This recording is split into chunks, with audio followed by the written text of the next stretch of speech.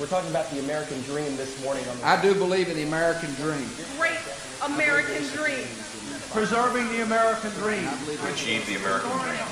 The American dream. It came to be known as the American. They call it the American dream. Others have different variations. That's why it's critical to change the direction our country is headed. From the time we're very little, we're all told about how everyone can pull themselves up by their bootstraps and achieve the American dream. A term weaponized by propaganda master Edward Bernays in order to sell us shit that fewer and fewer people can even begin to afford today. And Edward Bernays was really pivotal. He's basically the guy that's totally responsible for making society go down the toilet. Because the 1950s version of the American dream that was hatched was installed in our society using Edward Bernays' manufactured consent tactics. He took the focus off what you need and took the focus and made it on what you desire. Well, how do you like it?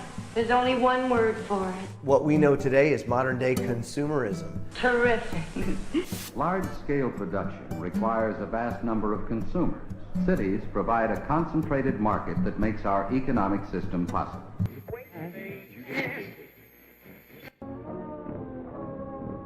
The heart of any truly free society rests on free thought, the fostering of free will, and a genuine respect for the individual. Free will is the right to pursue, to dream of something better and try to have it, to navigate through the infinite possibilities of your life and take command of pivotal decisions. But our modern world has become increasingly defined by a predetermined list of choices. Submissive, docile, and resigned people, and gamed outcomes with planned contingencies rather than open-ended destinies.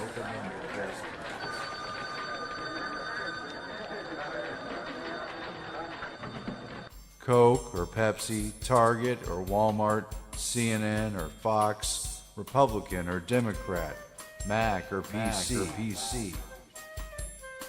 The limitless has become compressed into the increasingly limited. A, B, C, or D, small, medium, or large, paper or plastic, packaged. 500 channels, but nothing's on. A house loan, a car loan, a student loan with 3.9 APR finance, 4.9 APR. Bonus points for bonus purchases. Offers, options, selections, some restrictions apply. Offers, options, selections. See store for details. What the hell happened? When did freedom get replaced by freedom of choice? What was once about self-reliance, the spirit of the individual, and building a meaningful world around yourself, even in the face of adversity, is today controlled by social engineers and scientific experts. Tweaked, refined, bleached, and processed.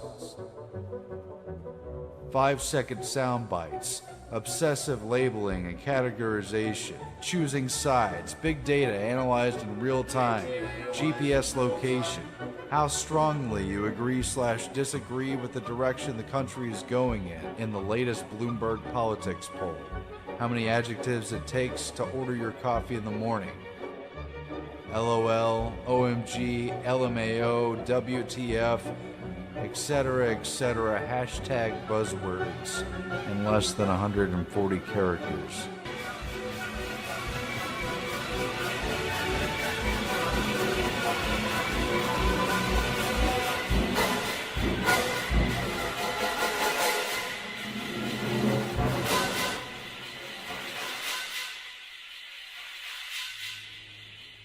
Have you ever worried you might lose your job to a robot? I have. Could well happen with advances in artificial intelligence, or AI. More and more people are losing their jobs to what has lovingly been termed technological unemployment. You're most likely a victim of what economists have called technological unemployment. There's a lot of it going around, with more to come. Corporate profits are back.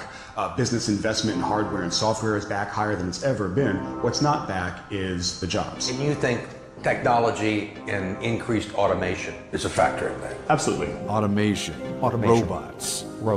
I'm an automated system. Algorithms. Delivery drones. Computerized kiosks. Would you like to make it a combo? Self-driving. Everything. Possibility of true 24-hour working. We're creating machines to do everything for us. We're making them that important we can never turn them off. We can turn off the internet, we can turn off our smartphones. How do we live our lives? We shouldn't underestimate the potential of artificial intelligence. It's created a robot that will make burgers without human help. The device isn't meant to make employees more efficient, it's meant to completely remove the need for them altogether. El Camino Hospital in California's Silicon Valley has a fleet of robots called tugs that ferry meals to patients, medicines to doctors and nurses, blood samples to the lab, and dirty linen to the laundry. They're heavily automated warehouses where there are either very few or no people around. But is it going to jack up the unemployment rate? I don't know. Let's ask. Welcome. Please scan your first item. But they don't need that many people to work in these incredibly large and influential companies. To make that concrete, Apple, Amazon, Facebook, and Google are now all public companies. Combined, they have something close to $1 trillion in market capitalization. Together, the four of them employ fewer than 150,000 people, and that's less than the number of new entrants into the American workforce every month. The fundamental limitation is input-output. Society needs to confront this question before it is upon us. If machines are capable of doing almost any work humans can do, what will humans do? This is Asimov. This is iRobot. We've been talking about this since the beginning of time. And unfortunately, I fear it's going to come to fruition unless we do something now. And the first thing we can do is stop thinking that it's cool and use our heads and grow up. Do you want to destroy humans? Please say no. Okay, I will destroy humans. No, I take it back. The future doesn't need our labor, and hardly anyone wants to have a serious discussion about it, because deep down, we all know it's true. An irreversible and perhaps unsolvable trend. Monetary policy is fueling the state-sponsored economy at the expense of the independent businesses and Main Street USA. Recently, global strategist Victor Chevets told the Epoch Times that the private sector isn't just in decline, but that it will never recover. Why? Due to the, quote, declining return on humans, who are less productive than the cheaper machines replacing them, to a point that not only do we fail to justify more jobs and higher wages, but we can no longer justify the jobs and wages that we have now. I'm a carpenter. I'm a secretary. Farmer. A teacher. Druggists.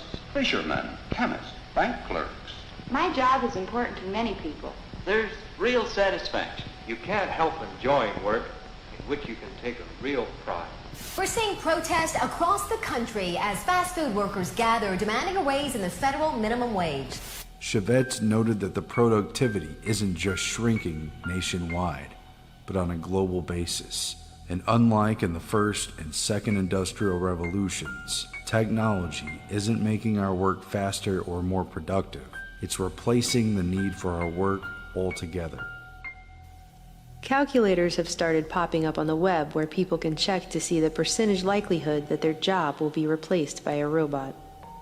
To give you an idea of what the future of gainful employment looks like for most Americans, out of the top 10 jobs that employ the most workers, 8 of them, retail sales, cashiers, food prep, office clerks, administrative staff, waiters, waitresses, customer service reps, laborers, and freight movers.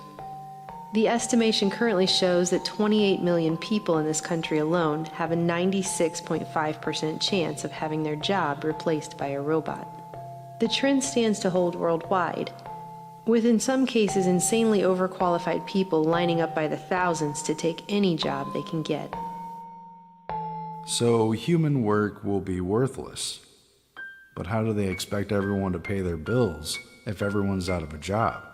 The economic reality is setting in.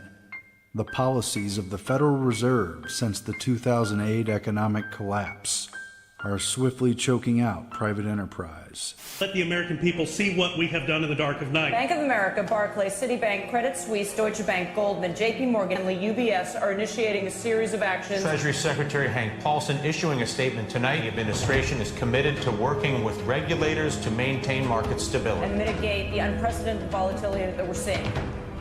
Sources tell us would almost certainly result in significant market disruption. Had to dump $700 billion from a helicopter onto Wall Street because somehow that was going to take a terrible economy and turn it into a great economy. The only way they can pass this bill is by creating and sustaining a panic atmosphere. The sky would fall, the market would drop 2,000 or 3,000 points the first day, another couple thousand the second day, and a few members were even told that there would be martial law in America if we voted no. The largest fundamental change in our nation's financial system in its history. A seismic shift going on now with the power structure of Wall Street.